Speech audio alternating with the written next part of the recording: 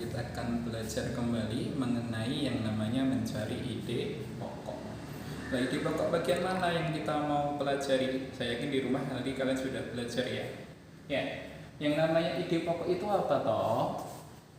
Adalah ide atau yang mendasari pokok pengembangan paragraf.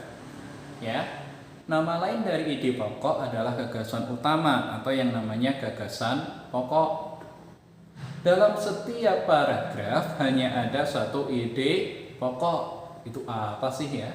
Dalam satu paragraf terdapat yang namanya kalimat utama dan kalimat penjelas. Loh, kok dari ide pokok kok ada kalimat utama dan kalimat penjelas itu apa? Nah ini kalimat utama, kalimat yang di dalamnya terdapat ide pokok paragraf. Jadi sebelum kalian mencari ide pokok, kalian harus tahu dulu yang namanya kalimat utama sama kalimat penjelas. Kalau kalimat penjelas adalah kalimat yang menjelaskan kalimat utama. Ya, kita masuk ya.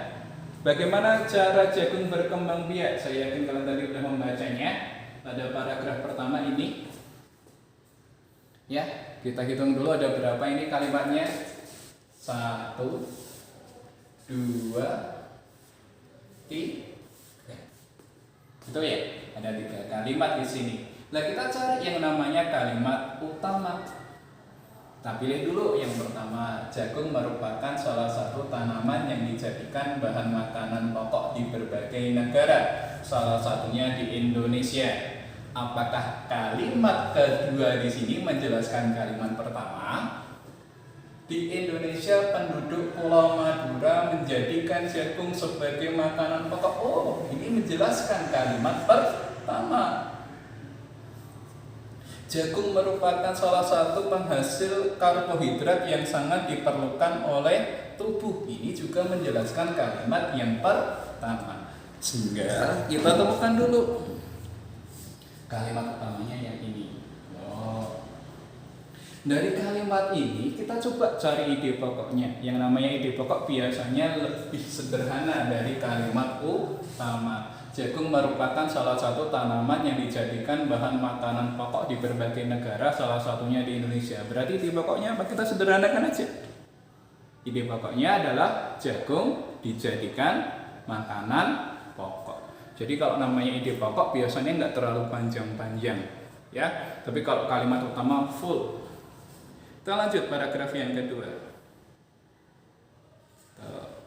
Baca dulu lah, diingat-ingat tadi, kira-kira yang mana? Ya. Kayak gampang kayak tadi, kita coba cek yang pertama dulu. Seorang petani jagung memulai pembiakan tanaman dengan menanam biji jagung. Ini kita anggap kalimat utamanya dulu ya. Setelah 3-4 hari, bakal tanaman akan muncul di permukaan tanah. Menjelaskan enggak pembiakan tanaman jagung? Dari biji tadi ya, tanaman jagung akan terus tumbuh menjadi besar. Loh, ini kan menjelaskan pembiakan atau prosesnya toh 3-3,5 bulan setelahnya. Ini kan menjelaskan juga atau kalimat utamanya toh. Nah, ini loh kalimat utama yang kita temukan. Oh, berarti ide pokoknya gimana? Sederhanakan aja. Proses pembiakan tanaman jagung. Dari biji nanti pada akhirnya menjadi buah. Gitu ya. Masuk paragraf yang ketiga. Nah, yang namanya kalimat utama tidak mesti di awal. Di sini kita temukan yang namanya kalimat utama di akhir.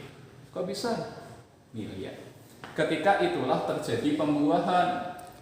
Pembuahan itu tadi apa? Proses kan nih. Dari yang namanya helai-helai rambut halus pada bagian ujungnya, ada tepung sari, nanti jatuh pada putih, ya itu nanti terjadi yang namanya pembuahan. Berarti pada ketiga itu kan sebenarnya tentang pembuahan, jadi bukan pada kalimat yang pertama. Ide pokok paragraf 3 adalah proses pembuahan tanaman jagung. Itu ya. Berikutnya untuk paragraf keempat, kita langsung cepet aja lah. Mana kalimat utamanya? Ya, betul. Kalimat pertama, ya, proses perkembangan dari bunga jagung menjadi buah jagung. Ya, Terakhir nih, paragraf kelima. Baca dulu. Ya, betul. Pada kalimat yang terakhir. Maaf, ini harusnya tulisannya paragraf kelima ini. Salah ketik ya. Ya, perkembangbiakan tanaman jagung. Nah, terima kasih. Ya, ini materi untuk bahasanya Indonesia tentang ide pokok cuma sampai segini. Terima kasih. Wassalamualaikum warahmatullahi wabarakatuh.